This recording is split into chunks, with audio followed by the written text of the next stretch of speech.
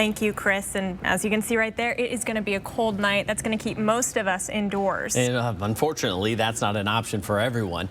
Shelters we spoke with have already had to turn people away. Katerina Chryssafis explains how lack of space is just one issue shelters are facing. The colder months are always a busy time for homeless shelters. Add COVID to the mix and things get a lot more challenging. As the winter weather starts to move through our region, homeless shelters across Spokane start filling up. We turned away 68 people last week because there just wasn't space, and this is before shutting down. Joe Ader, executive director with Family Promise of Spokane, never expected to have to shut his doors, but COVID-19 had other plans. We didn't have a single case until last Thursday. Since then, 17 people, including staff, have tested positive for coronavirus. The good news? Most of those are asymptomatics or very minor symptoms. He says the not so good news is having to shut down their Open Doors shelter right before a winter storm. No, it's a very challenging situation.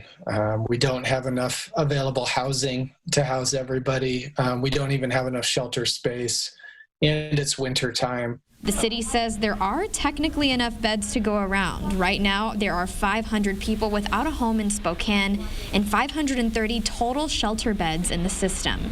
For the last several weeks, there's been dozens of beds available, so it's a matter of getting people into the shelter system. However, Ader says most shelters cater to a certain population. Right now, he says space is scarce for single men. Each of the men's shelters had to reduce capacity.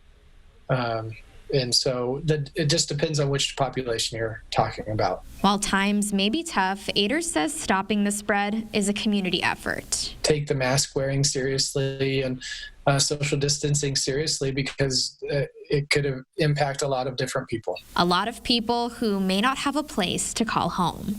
In Spokane, Katerina Chryssafis, 4 News Now.